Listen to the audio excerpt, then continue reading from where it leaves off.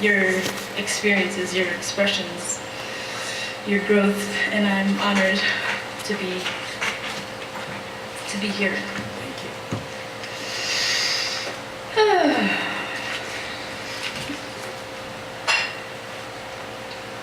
Some far where you shined. 1. Alive, my body was shaking, floating, my feet twitching extraordinarily, I was told later, and my breath shook like a great swaying oak in a thunderstorm. I had so much to say in silence, independent of glowing flesh. In shivering movement, incredible crown to incredible toe, my stomach twirled, flowing like newborn butterflies, aimed to carry my insides to revelation. I barely kept myself from intensely laughing, not at the silly spectacle of my suspended mind, but because I was so happy. If he never brought me back, so what? All I knew was nothing. No dreams, no expectations, only angels and the golden flakes of dissolving soul we call me. I can speak if I want to, me said. Make friends with your stuttering, he said. It's part of what made you you. I smiled and breathed deep. I yawned over and again, inhaling relaxation. 3, 2, 1. When I opened, looked at my vibrating hands, felt my joyfully trembling organs, and saw the light around my quivering toes, no different from my pulsating hair and shivering life. I tried to speak, and my mouth barely separated, barely moved, like walking through bitter cold and finding warmth where words and lips and faith are frozen. My spirit is shaking, I thought. Thank you, I said. 2.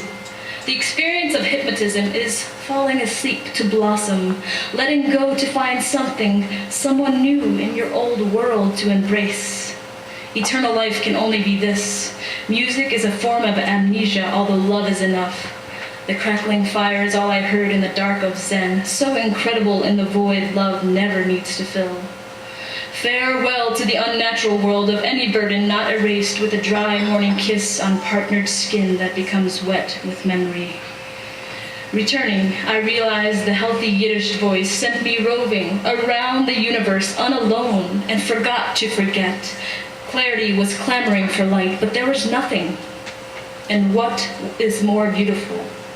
He stood in front of the fire as I came back, and there was no divide. Young, old, awake, alive, happy, haunted, holy. Some far where you shine too. 3. Mother Nature Earth Collector asked, what did it mean to you? I fell in love with vibration, science, language, eating time and age again, growing presumably outward, by pulling electric thread the door behind me open. My speech was welcomed in, our truth saved by an incredible old young man caring, understanding, affecting, embracing, closing peace on a watery brain. An oblong box, an orgone token accumulated 80 years of learning what it means to relax in a far-off place inside us.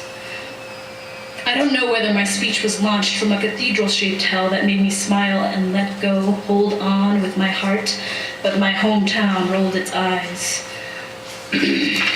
And in a sad storm mourned the loss of a smoked-covered verse, with dark hair rolling blind, with limited lines spread wide in a notebook over Irish whiskey, a portrait of James Joyce being psycho-examined while dreaming of the World Series three-pointers in the 1950s. A finely honed athlete is as beautiful as a finely honed mind, he said. And right about then, my parents were watching television while I levitated, reading the inside of my dry skull like sulfur-colored stone, no more superior to idols of America than that stuff that was once rotting and now watches New Mexico's sunset like exploding smallness in rotation. Everything was rock. Everything is heaven, and that's enough. I will not be compressed or go to school for memory. I will not write 1,000 times as the future seems late. Comic books and world journals look at the Tao Te Ching like a culture event, as if a young man without Sonic and Converse All-Stars becomes relevant in the spit of a wheel. Spirit, let me sit naked with your poem like an acoustic experiment, a new direction in sincerity, sarcasm, and praise. Don't drink too much.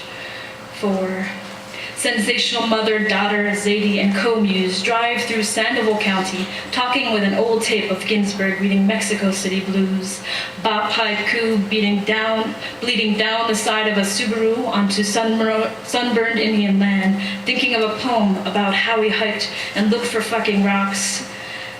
Kerouac locked himself in a bathroom stall south of U.S., chorus, cerveza, dope, bennies, ridiculous Catholic deconstruction pictures, putting fire under birds on his visuals. What southwestern scenery story smooth like blue star stems in your tea? In other words, I want to camp, sing, sleep, and make love in the white sand we slid down, the spine we sailed.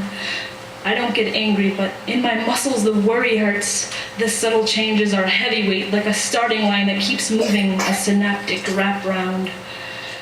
That kind of sand doesn't bury me. The repetition of a lizard makes my consciousness a sieve, like the belly of a belly, elegant chains over madness which happily sunk into a shaft of light when you asked, would I close my eyes?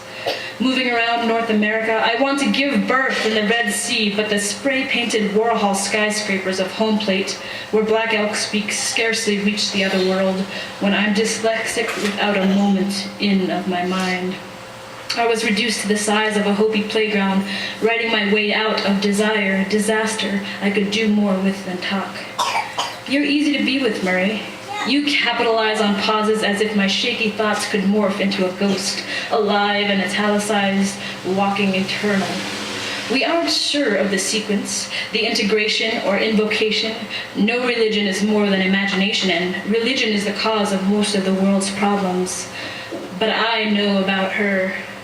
I know about her, and I will always love.